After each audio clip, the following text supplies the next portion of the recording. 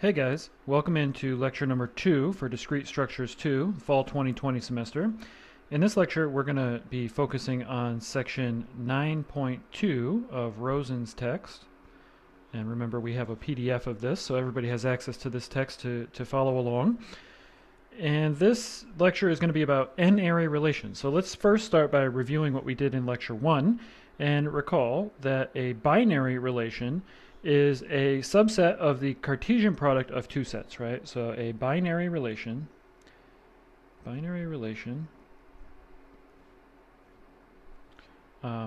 between two sets. So we focused a little bit on binary relations on a single set at the end of the last lecture, but a binary relation between, let's say, A and B. Here A and B are sets. This is a subset R of the Cartesian product A cross B. All right, so there's a binary relation. We want to now kind of extend this to what we're going to call an n-ary relation. So we'll call this number 1, item number 1 of the lecture. Number 2 is now a new definition. So this is the definition of an n-ary relation. So here, let's let A1, we're going to itemize these or index these sets now. So A1, A2, all the way up to A sub n. Let these be sets. All right, an n-ary relation between these sets, so this is what we're defining. You can probably guess what it's going to be, but between these sets is a subset itself of the Cartesian product of all of these sets, right? So it's a subset, call it script R again. So I'll just use the symbols, right? Subset of the Cartesian product A1 cross or Cartesian product with A2, Cartesian product A3, all the way up to Cartesian product with AN. All right, so what does this mean? Well, remember the Cartesian product space is the set of n tuples. It's the set of ordered tuples, right? N tuples in this case, for which the first element comes from the set A1, the second one comes from the set A2, all the way up to the last one comes from AN, right? So R, this relation R, in set builder notation, is just a collection of n tuples. So it's like A1, A2, all the way up to A sub n, where each of these, A sub I, is an element of capital A sub I, right, for each I. So I is equal to 1 all the way up to n. So here's the set builder way to define a relation, or just to tell what a relation means. An n-ary relation in this case. In this case, the number n is called the degree of the relation. So n here is the degree of, in this case, our relation R. We've given this relation a name, right? So the relation R. And let's look at a couple examples now. So here's an example. There's a couple of these. These are pretty straightforward ones. But let's start with, we'll do a couple tertiary or ternary, I guess, relations where the n is equal to 3. So let's start with our sets here equal to n cubed. So remember, this is, when I write it this way, I mean that this is the Cartesian product of 3 copies of the natural numbers with each other. And then let's say that R is the set of all natural number, ordered triples of natural numbers A, B, C, such that A is less than B is less than C. All right, and so here it's not really clear, but I've already told you what the set is here, right? So A, B, and C individually, these are each natural numbers here. So what does this mean, right? Well, let's look at a couple of examples here. What if I put like 1, 2, 3? Is this in R? Well, 1 is less than 2, and 2 is less than 3, so this is in R, right? So that check, yes, that is in R.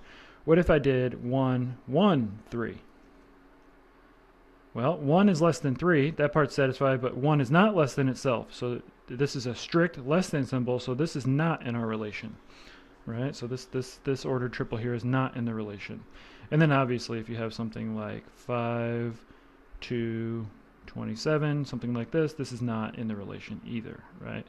If you have something strictly out of order here.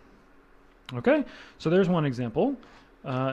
Let's try to make another example now. So another example, a little bit more complicated, but let's think about the set z cubed now. So remember, z is the set of integers, And this is now ordered triples of integers, so 3 integers in a row. And this one's going to be called an arithmetic progression, all right? So the idea here is that the ordered triples are going to be in the relation if the numbers in the ordered triple form an arithmetic progression. And here's how I'm going to define it, right? So I'll say R is the set of, again, ordered triples. I'll call them A, B, C still, such that in this case, B minus A is equal to K, and C minus B is also equal to K for some integer K. All right, so it can be any integer. Now it has to be an integer for the A and the B and the C to obey this property and remain in the integers themselves, right? But this integer could be positive, negative, whatever. So let's look at some examples here. How about 1, 3, 5? Well, look at these. The difference has to be, so we can just check this here, right? 3 minus 1 is equal to 2. All right, that's fine. That doesn't tell us anything yet. Now we need to compare 5 minus 3, right? 5 minus 3 is also equal to 2. These are the same, right? And that's what this says. It has to be the same integer here, the same integer for each of these. Those are the same. And so this is in our relation, right? It is in the relation. All right, how about another one? What about 2, 2, 2? Is this one in the relation? Well, 2 minus 2 is 0. 2 minus 2 is 0. 0 is an integer, right? So this is in the relation. Sure, no problem. How about another one? How about 7, 1, I'm doing this on the fly, negative 5. Well, let's check. 1, let's see if I did it right. 1 minus 7 is negative 6. Negative 5 minus 1 is negative 6. Negative 6 is an integer, so this is in the relation as well. All right, so here's an example where I've shown you a bunch of examples that are actually in the relation.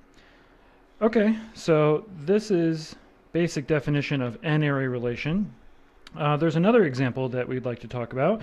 A lot of you guys, not everyone, but a lot of you guys in this class are computer science majors, but I think everyone nowadays has to work with databases or spreadsheets, right? So a database can be thought of as a relation, an n-ary relation.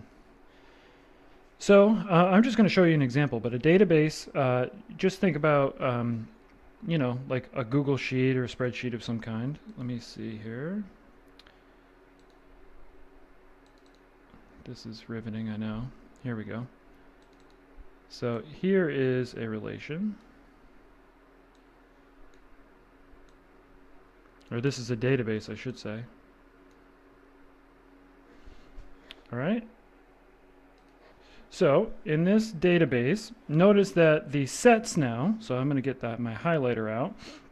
The sets are named. These are the names of the sets actually, right? So I should say the columns are named. These are the names of the sets. So these are the A1, A2, A3, and A4. And basically the first set, right, A1, this is the set of the student names. Student name, right? A2 in this case is the set with the ID number. A3 is obviously the student's major, and A4 is the GPA. All right. Now, as far as this is a table, right? And actually, in a database, the relation itself is the table. So the table here, this table, it even says table here. The table here is the relation. All right. And how does it work? Well, each row of the table, in this case, right, can be considered as an n tuple, in this case a 4 tuple. So this row right here it represents, or it is actually equal to, the entry in the relation that corresponds to the student Ackerman, right? So we have Ackerman. The ID number for Ackerman is 231455. Majors, computer science, GPA is pretty good, 3.88, right? And so there's an entry in our relation, and each one of these rows individually corresponds to an entry in our relation. Okay, so there's an example of a database being treated as a relation. Notice that the header of the table is defining the sets, right? It's defining the sets for which the relation is working on. And then the individual rows, those are the entries, those are the n tuples, in this case the 4 tuples of the database. All right, I'd like to give you now another definition. So here's a definition. This is a definition related to any kind of relation. So just leave this as part of number 3, I guess. I'm numbering these things, but so this is a definition about the domain. So here we had 4 domains in this example, right? But a domain of a relation, by the way, I'm not sure if I actually wrote down that these sets are called the domain. So I told you that the n is the degree of the relation. These sets that make up the relation, or make up literally the domain of the relation, right? These sets are the domain, right? So the sets that are used to build the Cartesian product, those form the domains, many domains. So when I say a domain here, I mean one of these collections here, A1 through A4. So a domain of a relation is called a primary key. All right, and this is specific to a relation, but this is what we're defining. So a primary key of the relation if and only if the entry in the n tuple from this domain, so the entry in, let's say, in each n tuple of the relation, right, from this domain, if this completely determines the n tuple. In other words, if you tell me this is the one piece of information that you need, and then you can pick out the one entry in the relation that has this piece of information, right? So it completely determines the n tuple, or the entry, if you wish. All right, so let's go back up, scroll up, and look at our table again, and try to figure out from this table what are the primary keys.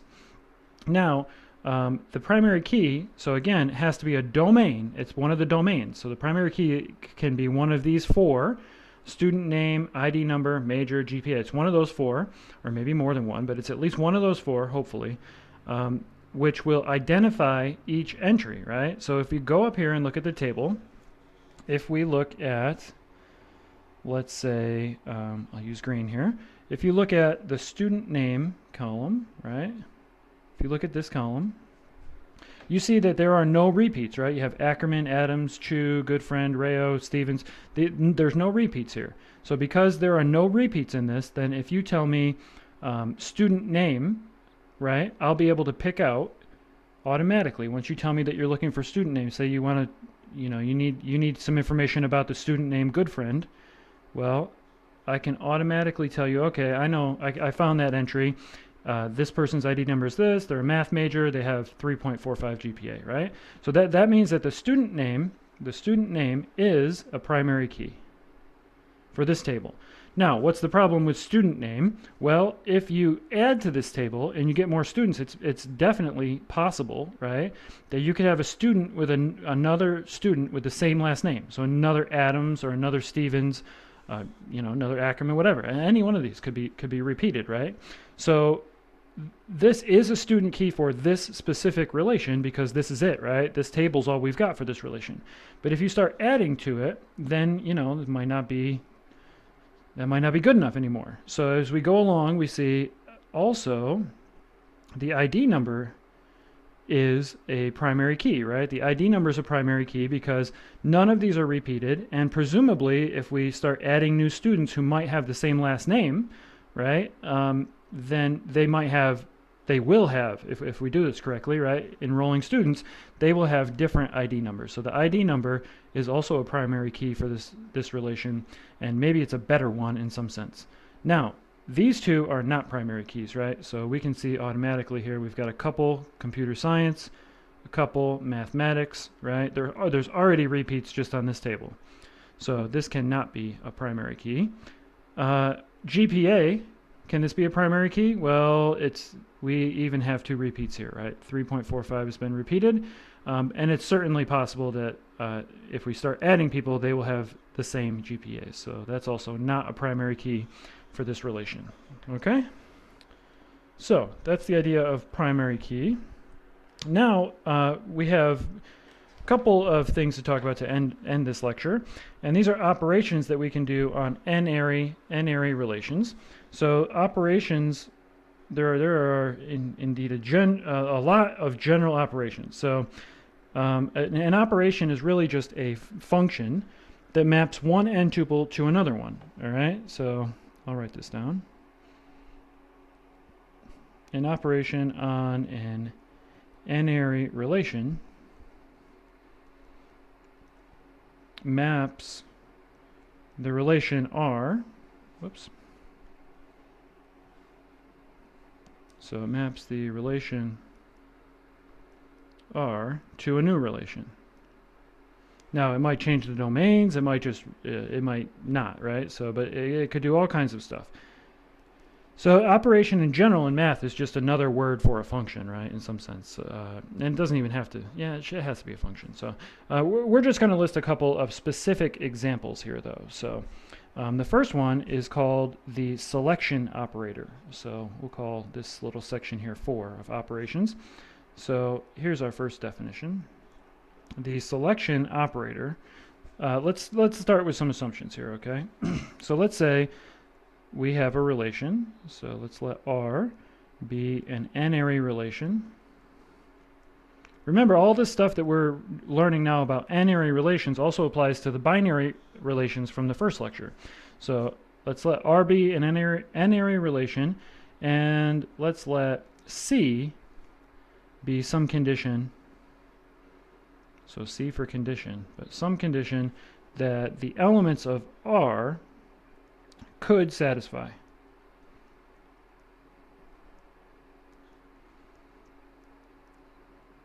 So, for example, the condition, we'll do this example in a minute, right? But the condition could be that the GPA is a fixed number, right? The GPA is greater than 4 or something. Well, that's not going to happen here. Greater than 3 is a better example, right? GPA greater than 3. Something like that. That would be a condition that our relation could satisfy. All right, what does the selection operator do? Well, the selection operator literally does what it says, right? So the selection operator selects the elements of R that obey that condition. We need to give it a name, though, so that's why we're writing this out. So the selection operator, S sub C, select condition, right? S sub C, it literally selects only the elements of R that obey this condition.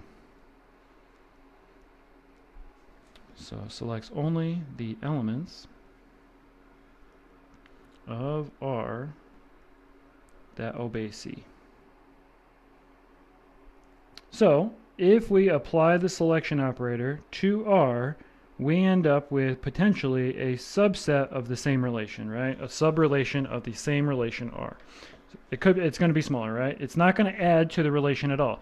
It's not going to change the domains. It's not going to change any of the entries at all. It's just going to select certain elements from the relation. So as an example, let's use our table again. So let's make our C here, our condition, be that the major of our students, right? Let's make the major be computer science. And we want to apply this operator, let's call this C1, just so we have something to call it. But S sub C1, we want to apply this to our table 1. Right? So table 1 is a relation. Remember, we said that tables can be relations. What's it going to be, right? So we've got our table 1 up there already. I'm going to redraw this table. So I'm going to apply SC1 of table 1. C1's our condition, right? And it's going to give us a table with name. I'm going to rename these, but name, number, major, GPA. All right, and let's go back up and select. So we said computer science, we get Ackerman, right? So Ackerman 231455.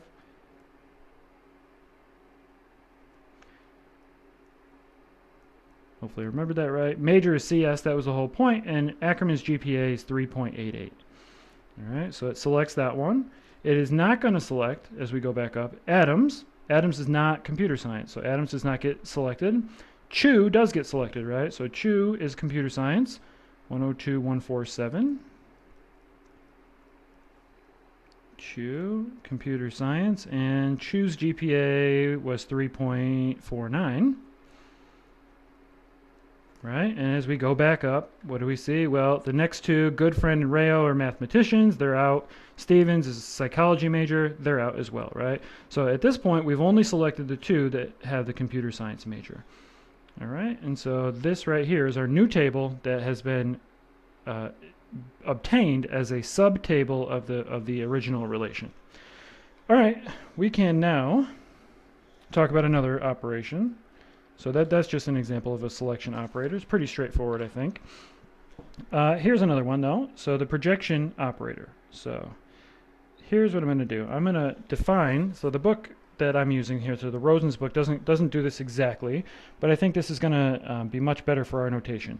So let's let alpha be something called a multi-index. So alpha here is just going to be an ordered n tuple, in this case, I1, I2, all the way up to IN, all right, where I1 is less than I2 is less than all the way, they're all, so these are getting larger, right? So in some sense, this is like a relation itself, right? And the indexes here, these I, so these are all, by the way, less than or equal to k and greater than or equal to 1.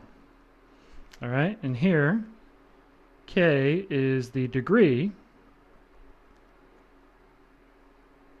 of our relation.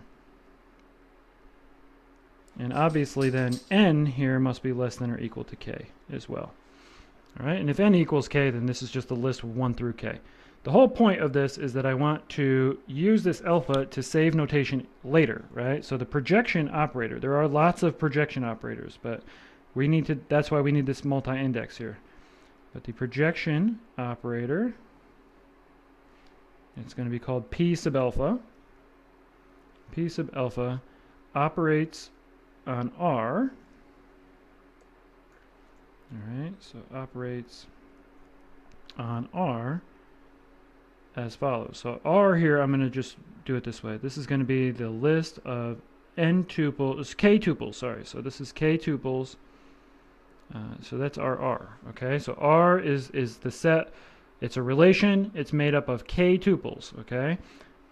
And here's how P alpha is going to operate on this. So P alpha of this tuple, A1, A2, all the way up to A sub k, it's going to return only the entries that are in the spot, right, listed by the alpha. So this is going to return to us what? It's going to return A, whoops, A, I1, A, I2, I for index here, all the way up to A, I sub n. It returns an n tuple.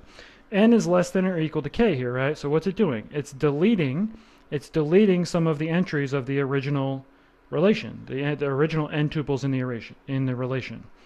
All right, so essentially, this just deletes some of them, and it leaves what's behind. It kind of squishes them all together, right? So essentially, P sub alpha deletes the entries in the positions that are not listed.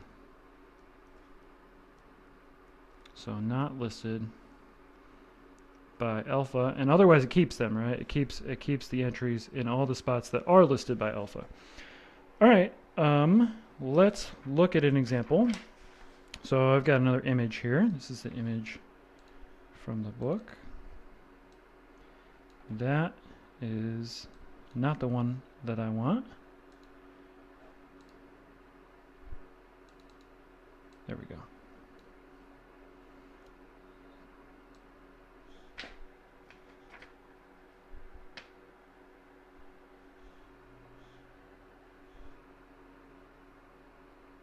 I'm not sure if this is the one that I want either. We're going to go with it.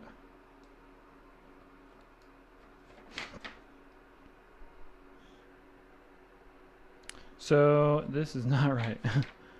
Oh, I want to, okay, here's what I want to do, sorry.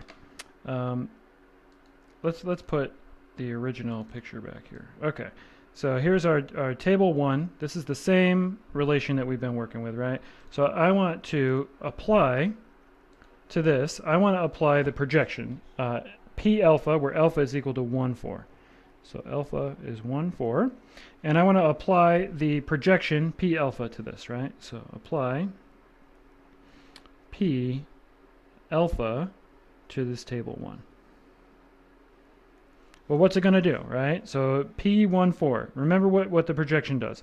It keeps all of the columns, in this case, of the table that are listed. So it's going to keep the student name, and then 4, it's going to keep the GPA, right? So P alpha, when alpha is 1, 4, is going to keep these, and then it's going to delete all the things that are not listed. So it's going to delete the ID numbers and the majors, and essentially this projection is just going to pick out the student's name and their GPA. All right, and so now we can look at that image that I accidentally showed too soon, and this one is the result, right? So let me scroll here. There we go. We can see then that that is the result of applying P alpha to this table. It's going to spit out this table 2 in this case, right? So this is the result. So P alpha of table 1 is going to equal table 2, which is this. Okay, so that's how that works. It's very, very simple. It's kind of a mess to write down with this multi-index, right? But basically, when you look at it this way, when you've got a concrete example here, this projection just picked out the columns that are listed and deleted everything else, right? And if you want to treat this like ordered pairs, it just deleted the entries in the second and third location and left the ones in the first and the fourth, but then it kind of squeezed them back together, right? And it just gives you an ordered pair at this point, instead of an ordered 4 tuple, right? An ordered pair with the student name and the GPA. All right, here, let me show you another. Let's do another example here. Let's try to identify, in this case, I'm going to give you the picture, which we've already seen. So, you know, it's a journey for all of us. But here's a picture of 2 tables, and I want to try to identify the projection that takes us from here to here. Okay? So, how does this one work? So this one I'm claiming is done by a projection. So first of all, let's identify the relation, right? So we've got, in this case, we've got 1, 2, 3. So this is a degree 3 relation, right? So, and our sets here, A1 is student, our domains. Domain A2 is major, and domain A3 is the course. All right, and so we want to, and then we look at the table, we've got, it appears that this student is the same one, right? So we don't have an ID number to make sure that we have here, but this is like a schedule because we have the student name, their major, and then the courses that they're enrolled in. All right, and from here, what happens, right? So we've applied a projection P alpha. The question is, what is alpha, right? Applied the projection P alpha to get this new table over here, and what do we have? Well, instead of having 3, we only have 2, and look at, they are the first 2, right? So the student name and the major stayed, the courses are gone, and look at, we would have a lot of repeats at this point, right? So if we literally just crossed this off, got rid of the course, so by the way, let's write this down. Our alpha here, we kept 1 and 2, and we deleted 3. We're just looking at this, right? So P alpha of table 3 in this case, return to us table 4, right? Yeah, but here's the point. So when you do that, look what happens. You've got your relation. This had 1, 2, 3 different entries just for Glauser, right, or glosser. So just for glosser, there were 3 different entries. But once you apply the projection, those 3 entries all return the same answer, right? They all return the same answer. So you only then need to write it once. So this whole group of entries gets reduced to just the single entry glosser biology. All right, and then the same happens with Marcus and with Miller. So it looks like you've done a whole lot of deleting even in the rows, right? But actually all you've done is ignore a column, and the result is that you had repeats. You don't need to write the repeats again, right? And so that's another projection there. All right, there is one more operation that we want to look at, and then we will end this lecture. So one more operation. This is called the join. So the join relation I'm going to show you just by showing you an example, actually. So you can read the definition if you want in the book, But the join relation, so I think we're up to number 6 here. The join relation does exactly what it says. So this is going to be the join relation J sub P. It acts as follows. So in this case, we have two relations, okay? So we have a relation R that is built out of entries that look something like, say, A1, A2, A3, up to something right here. Let's say AN. All right, and then it goes from here, it goes C1, C2, C3, up to CP. All right, so in other words, the degree of this R is equal to N plus P. It's got N plus P entries. Now, why did I write it this way? It's weird, right? It's really weird. Well, if I have another relation, let's say S, that starts with the same domains, C domains here. So this is the same C domains. It starts with the same ones that R ends with. So this one's going to start with C1, C2, C3, all the way up to CP. All right, and then it's going to pick up with some other entries. So maybe B, P, well, just call this B1. So B1, B2, up to, say, BM. This one now has degree, we can see, right? This has degree of S is going to be equal to P plus M. And here's the deal.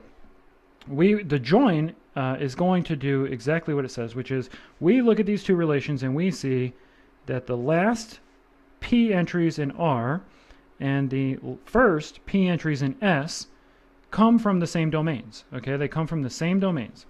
And so what we want to do then is we want to try to concatenate these things. So we want to concatenate these in such a way that this information is repeated, right? Or is not repeated, I should say. That it's just written down once. And so what we do is we apply this JP to the relations R and S. And what is it going to do? It's going to take in two ordered pairs, right? So, or two ordered tuples, big tuples actually, right? A1, A2, all the way up to A sub n, C1 to CP.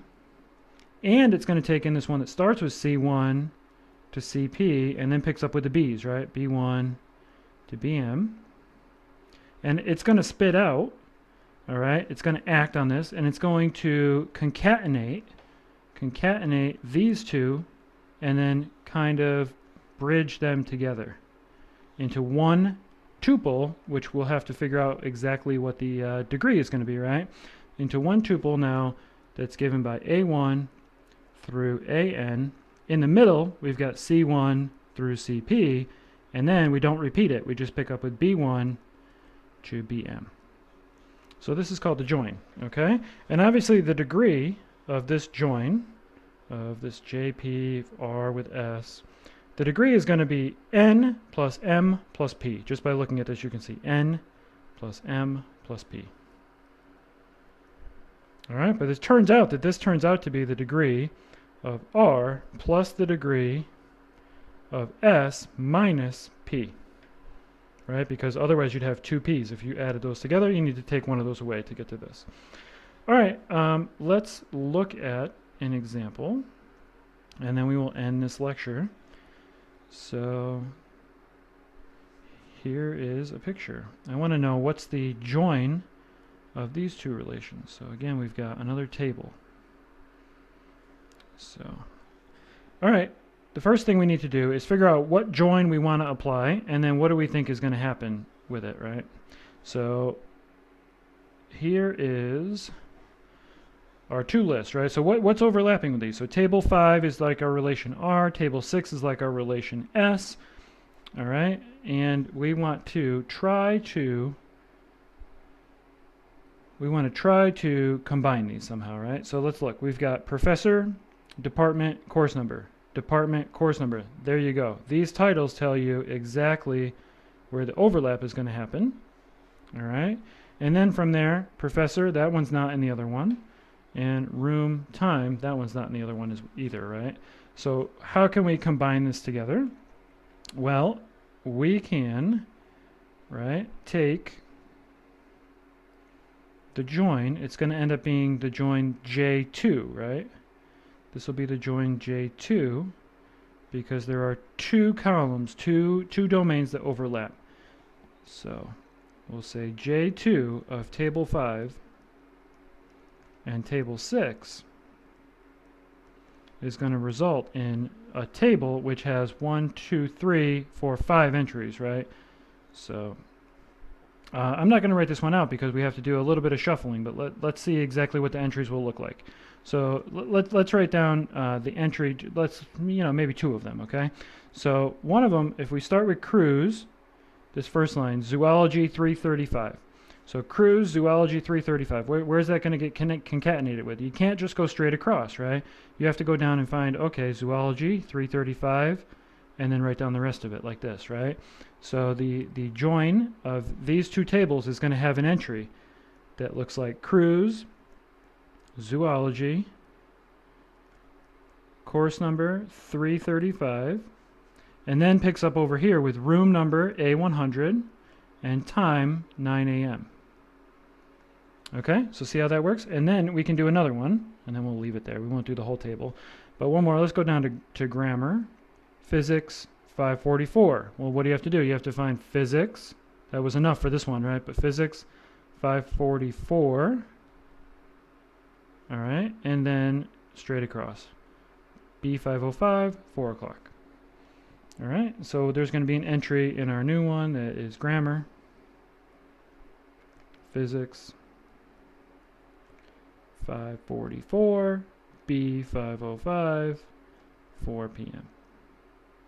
So that's how the join works. All right, so I'm going to leave this lecture here and let you guys hopefully go through the notes a little bit, or the book a little bit. You'll see all this stuff. Hopefully this lecture helps you understand it. But this is definitely long enough for a lecture video. So I'll leave it here and I will talk to you guys soon.